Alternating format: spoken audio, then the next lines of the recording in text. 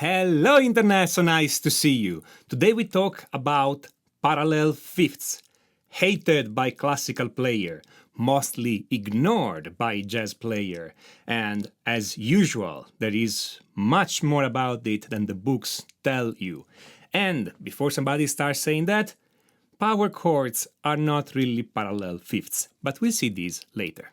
So what is a parallel fifth and how it can help us or not help us make good music?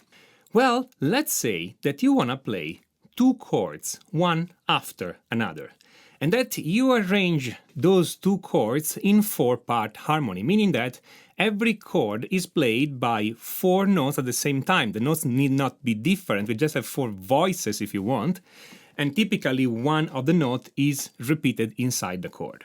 Now I have to create a quite contrived example to show parallel fifths on guitar, so here it is. Let's say I want to play an F over A, so an F in first inversion, followed by a G chord. I'm going to play the F over A this way, and the G in this other position. If I play those two chords one after the other, then I have a parallel fifth on the top two voices. See, the top two notes in the first chord are an F and a C, which form an interval of a perfect fifth. And the top two notes on the G chord are a G and a D, which form again an interval of a perfect fifth. This fifth followed by another fifth on the same two voices, the top two voices in this case, is what we call a parallel fifth. And in classical music, this is considered bad form. It's actually quite easy to avoid playing a parallel fifth in this case. I don't have to change much. I can keep the same top notes, I can keep the same bass note on both chords, I just need to voice the G in a slightly different way. That is, as you see now, the top two notes in the G chord are B and D, they form a minor third, so our parallel fifth simply disappeared. Now, this doesn't seem all that important, and in fact, some people will not even hear the parallel fifth in the first two chords unless somebody points them out, at least in this context. So, what all this fuss is about? It turns out that knowing about parallel fifths really helps a lot when you arrange your chord progression. So, let's see. A classical composer, or technically a common practice period composer, meaning a composer in the Baroque era, in the classical era, or in the early Romantic era, will do anything to avoid parallel fifths whenever possible. Hey, whenever possible. Even Johann Sebastian Bach used some parallel fifths occasionally. But when you take all the parallel fifths that Johann Sebastian Bach used in all the music he wrote and you count them, you find that he had more songs than parallel fifths. So this tells you how rare they are. But anyway, why a common practice period composer would avoid them? Well, there are three main reasons. Reason number one, in those styles of music, Baroque, Classical, Early Romantic, a parallel fifth in context sounds like the texture of the orchestra is thinning suddenly, like a gap in harmony. When two voices move together in parallel fifth, suddenly it feels like we lost a voice somewhere, and it doesn't feel like a mistake in harmony. It feels like the tone, the timbre of the orchestra suddenly gets thinner. Reason number two, it's similar. It's because whenever you have a parallel fifth in your chords, it also means typically that one of the chords that you're writing is voiced improperly, meaning that there are some awkward gaps in the chord. Reason number three, it's because parallel fifths were used a lot before the Baroque period, so to the ear of a classical musician, parallel fifth sounds old-fashioned. Ironically, this is kinda how classical music sounds to us, old-fashioned. Anyway, the point is, parallel fifth, in the context of a classical sounding piece, sound quite poor. More than that, some parallel fifths are worse than other. The absolute worst parallel fifth is when the fifths are between the bass, meaning the lowest note, and the soprano, meaning the highest note of the chord. Here's an example.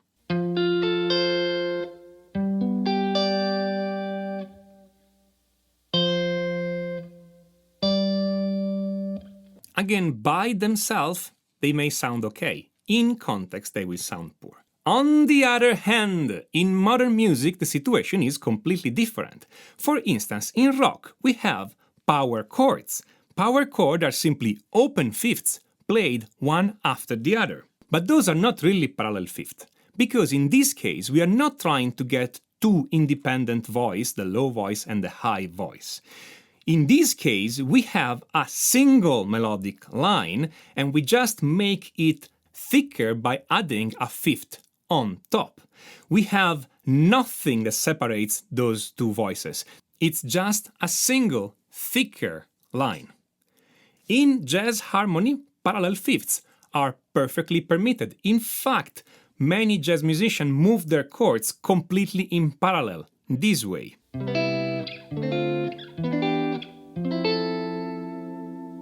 Exactly like in rock, we don't have four independent lines here.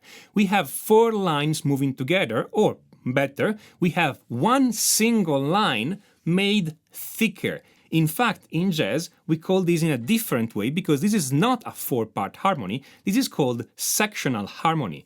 It works for two reasons. First of all, because the chords here are seventh chords, which means they are richer than just the triads we were using in most of classical harmony.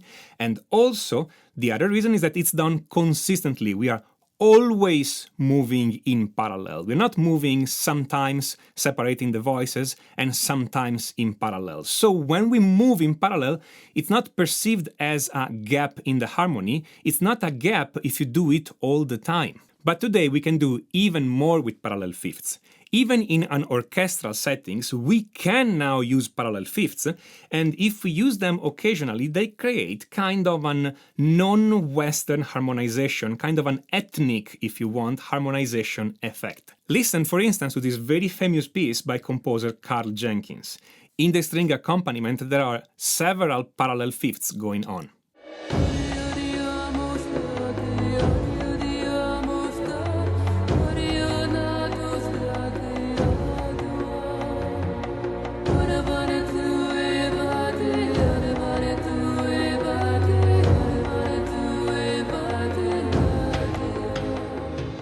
But we can do even more than that. Remember when I told you that the worst parallel fifth is the parallel fifth between the bass and the top melody? Well, can you believe that some songs have been written exactly to do that? Let's take, for instance, Heaven by Bryan Adams.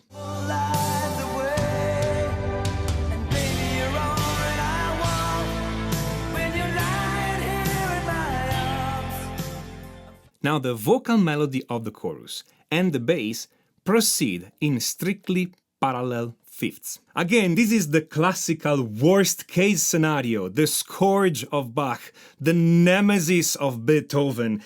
And yet, since it's done consistently, it works. More than that, even if you rearrange the song for orchestra, it's still not a problem. Listen to this.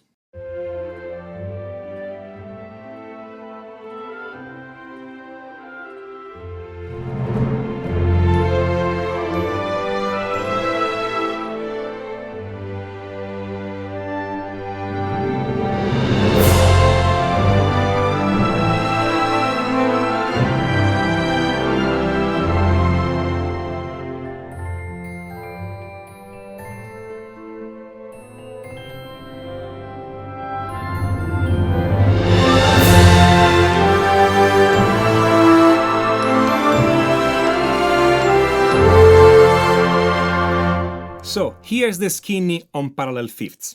You can use them if you want, but don't use them accidentally. Use them because you want to use them. Learn to identify them and use them whenever it fits your musical purposes.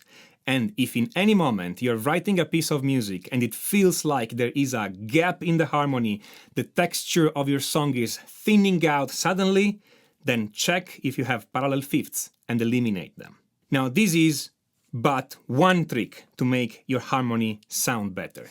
If you want to learn more on how to become a harmonic powerhouse on guitar, then I totally recommend you check out my course, Complete Chord Mastery.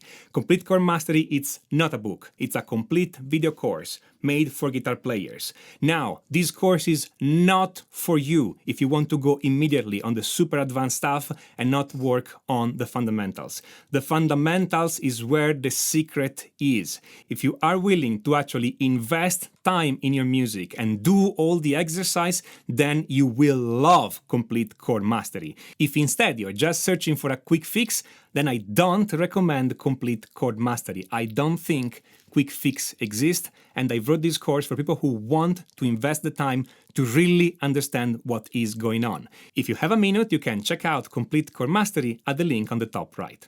If you like these videos, smash on that like button, don't forget to subscribe, and definitely click on notification, otherwise YouTube will not let you know when I put up a new video. And if you have any comment, suggestions, feedback, then write them down in the comment. This is Tommaso Zilio of musictheoryforguitar.com, and until next time, enjoy!